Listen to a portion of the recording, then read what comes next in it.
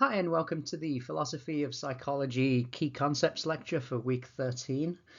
And this is our last lecture of content before we get to the final exam next week. And we're looking at delusion and confabulation this week. And one of the questions we're asking here is about the distortions of reality that we find in when we look at delusion and confabulation and how they work. And we want to sort of ask, are they different from everyday beliefs, everyday sort of examples of false belief, or everyday examples of being confused?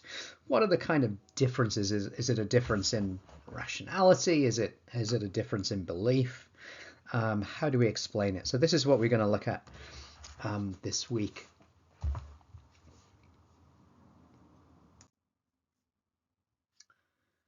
So we talk about delusion. It's an observable feature of psychiatric disorders like dementia, amnesia, or schizophrenia. It's a belief that's held despite obvious counter evidence and which is not explained by the person's social, cultural, and religious background. So it's a belief that's held despite evidence that pointed out to the contrary, and is not due simply to a feature of their culture, cultural or religious background, but has some other kind of basis.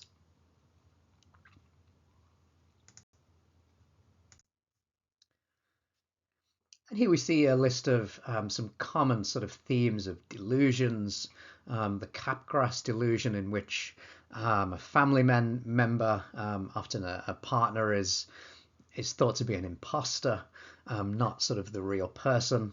The Cotard delusion, the delusion of being dead, of having suffered death.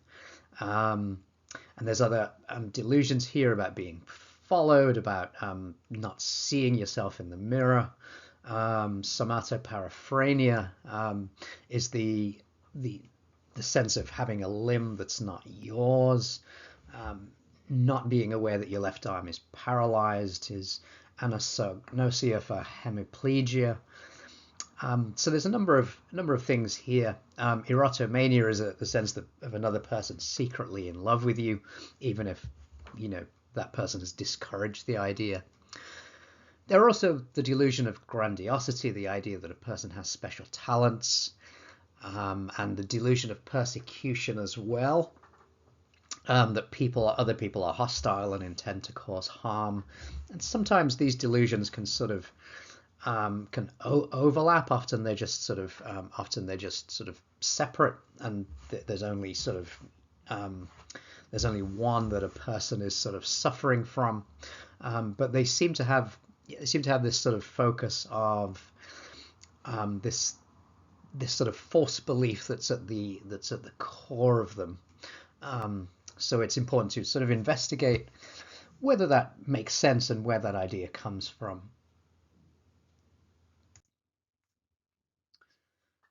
So one popular theory about delusions has been that they form in response to abnormal experiences. So people with the Capgras delusion, who believe a family member or partner is an imposter, often have an abnormal experience, it's thought, when seeing a familiar face. So they visually recognize the features, but they're unable to experience that affective form of familiarity, that kind of emotional sort of connection. And that seems to cause this sense of recognizing, but not having that affective connection. So Stone and Young argue that the Capgras delusion, in addition, involves a reasoning bias, a bias towards observational adequacy over doxastic conservatism. The idea here is that beliefs can serve these two kind of tendencies, and a delusion emerges as a way of kind of rationalizing this abnormal experience that's had. So a healthy belief system will manage two tasks which involve, on the one hand, incorporating new ideas and information, and that's observational adequacy. When you see something, when you become aware of something, you incorporate it into your belief system. And the other part, the doxastic conservatism, is keeping beliefs as long as possible. So making sure that we sort of maintain a coherence in our sort of existing belief system. So people with the Capgras delusion are said to be biased towards the former, so biased towards observational adequacy. So they're kind of quick to revise their beliefs in the light of an unusual or abnormal experience. So the thought is, if you didn't have this kind of bias, this kind of reasoning bias towards observational adequacy, you would sort of reject this sort of experience, this abnormal experience, which might lead to the illusion. But because there's this bias towards new ideas and information, that piece is sort of automatically integrated and takes precedence over the sort of existing beliefs that are part of the system already, and comes to be sort of integrated into it very quickly. So it's allegedly these two things, an abnormal experience and then a reasoning bias, which kind of sits on top of that, is one theory of how this happens. Some people disagree that it requires a reasoning bias, and as we'll see, there are differences about what kind of things delusions are in terms of beliefs as well. So we can ask, are delusions in fact beliefs? And there are two arguments against the view that delusions are actually beliefs. And the first is that they don't seem to be responsive to evidence like beliefs. They don't seem to sort of respond to evidence in the same way. They don't respond to when somebody points out a counterpoint, a counterexample. They're not sort of responsive in the same way. Delusions also don't seem to guide action like beliefs are supposed to do. That's the thought, that they're not sort of action guiding in the way that beliefs are. So if they're not responsive to evidence, and if they're not action guiding, they don't seem to be beliefs. So doxasticism is the view that delusions are beliefs. So these two are anti-doxastic arguments. They're arguing that delusions are not in fact beliefs. So with that being responsive to evidence, it's thought that a belief would be a bit like imagination or wishful thinking. However, many beliefs also seem impervious to evidence. Many of our normal beliefs seem impervious to evidence, like, for example, prejudice often persists despite evidence to the contrary. Superstition, which is often sort of believed and continues to be believed despite evidence to the contrary. Religious beliefs continue to be believed despite the fact that they don't hang with a lot of other things that a society or people in general believe. So how much does the fact that they're not responsive actually make delusions unique, or make them sort of different from ordinary beliefs? We could also say that some delusions do seem to guide action, in the kind of the sort of persecution delusion, staying away from a family that is sort of doing the persecuting is a feature of that delusion.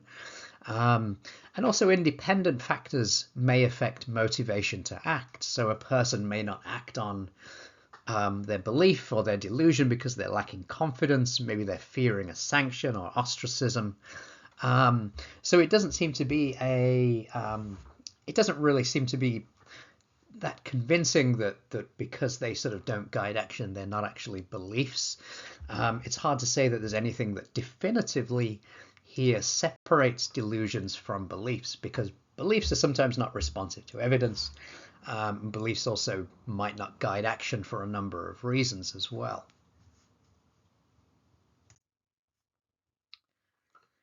Another question is whether delusions exhibit rational thinking. And one thing that researchers have focused on here are probabilistic reasoning abnormalities. And one of these is the jumping to conclusions bias, which, as it states, is the bias of jumping to a conclusion quickly before the evidence seems to be available. And this was in the study by Hook, Garrity, and Hemsley in 1988, where participants were shown 2 jars with beads of 2 colors in ratios of 80:20 and 20:80. A sequence of beads is shown apparently from one of the jars, and participants had to guess which jar.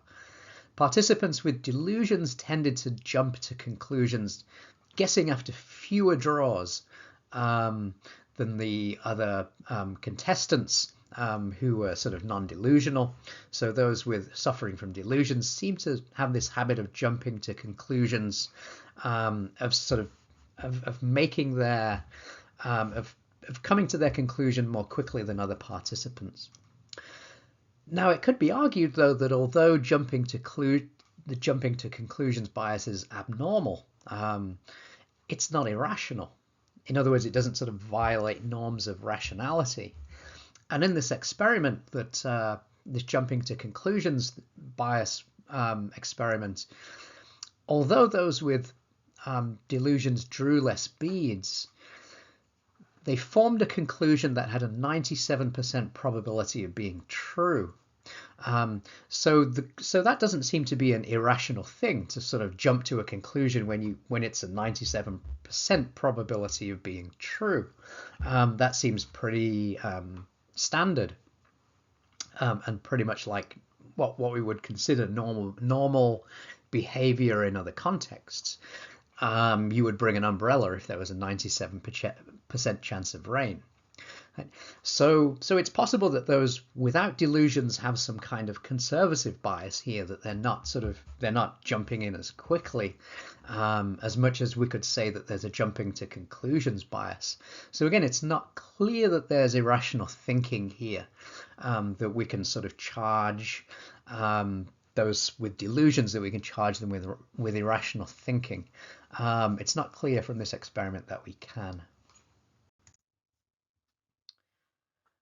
So delusions seem to be continuous with non-delusional beliefs, and we've outlined and looked at a couple of studies that want to separate delusions and say that they are discontinuous with beliefs, or they're irrational in some way, but we've seen that it's hard to sustain those claims. They don't seem to be irrational in a distinctive way. In other words, in a way different from the way people are irrational in general. And they don't seem to exhibit biases any differently than the way people are biased in general. So we're still left with the question, what distinguishes a delusion, say a persecutory delusion, the Catgrass delusion, from the irrational belief that Linda is more likely to be a feminist bank teller than just a bank teller? As we saw, a lot of people are likely to sort of go with that belief, even though on reflection we see it's a violation of the conjunction fallacy, but it's still the popular choice. So we're left with this question: are they more harmful or threatening to our sense of self? Are delusions more harmful and threatening than other beliefs? Or should we maybe give up the idea that there is a principal distinction between delusions and other rational beliefs?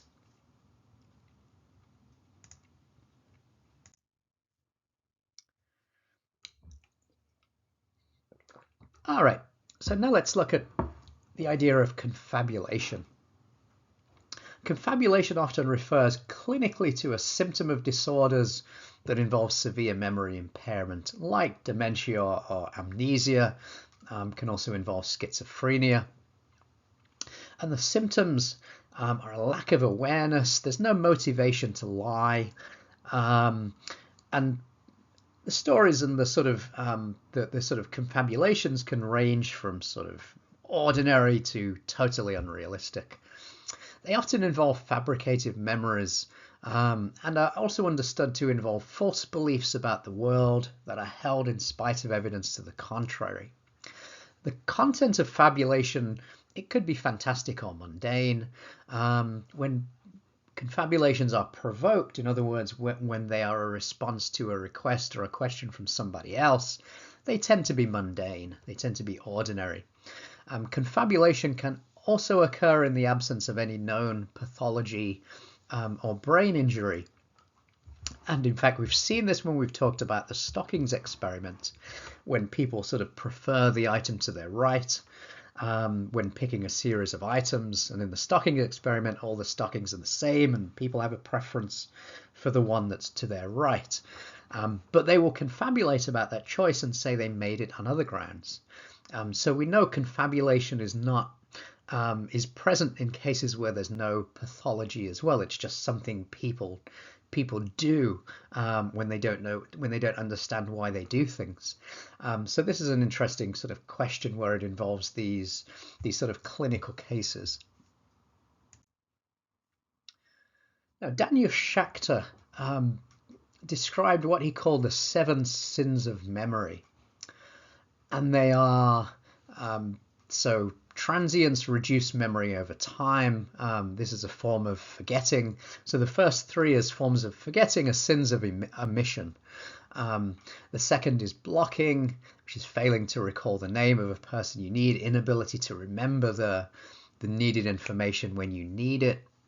The third one, absent-mindedness, reduced memory due to failure to paying attention, losing your keys, or forgetting a lunch date. So they're all forgetting something you should be able to remember. Sins of commission are remembering more than was actually experienced, or even differently than it was experienced.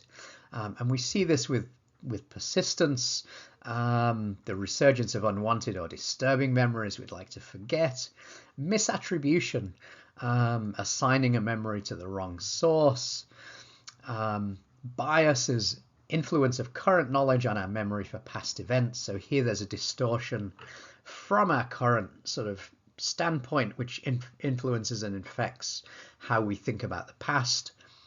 And the final one, suggestibility, altering a memory because of misleading information, developing false memories for events that did not happen. Interesting cases of that have used examples where, say, a number of people have seen a kind of staged accident, a sort of theft, or a car accident or something like that. And then people's memory of the event can be altered based on the language used. So if you describe the event in a violent way, say the cars smashing together, that will change people's memory of the event versus if you describe the situation as the cars coming together. People will sort of, our memories are suggestible in that way. They can be distorted by the suggestions that we make about them in the present. So patients with brain damage distort the past in a similar way to people who fabricate memories to present themselves in a better light. There are thought to be some positive effects on mood rate regulation of this self-enhancing type of memory distortion. So there seem to be these common faults of memory, these sort of, if we call them these 7 sins like Schachter, but they're not different in kind from the kind of scenarios that feature in confabulation. And the most common ones in confabulation are misattribution and bias. However, they're common faults of memory, and everybody can be influenced or have the memory distorted in these ways, and we all forget things at the moments when we need them. So there's nothing specific about confabulation here about these memory faults. So we might ask here, what is the function of memory? Maybe that will give us a clue to sort of thinking about what confabulation is doing here. And people talk about 2 kind of main functions. One is to contribute to knowledge of the past. So memory sort of helps us maintain and keep that sort of knowledge of the past and that sort of coherence of the past in relation to the future, that we can tell a coherent story. And secondly, it ensures maintenance of a coherent sense of self, that it makes sure that it's in line with our current self concepts. So memories are sometimes altered to preserve a current consistent sense of self, and the past may be rewritten so it's in line with our current self concept, or indeed the present may be redescribed in a way that makes it more continuous with knowledge of the past. So we've got a potential sort of consistency bias here, when we kind of rewrite the past so that it's in line with our current kind of concept of who we are, our current concept of self. And we've got a kind of updating failure when we re-describe the present in a way that makes it more continuous with knowledge of the past. So maybe we've grown in a way that's challenged our self-conception, and we have to rewrite who we are in a way that makes it consistent with our knowledge of the past. Both of these things may be features of memory, but we can see that they may be in tension in some cases. That to sort of maintain an accurate knowledge of the past may create tension in maintaining a current coherent sense of self, and vice versa.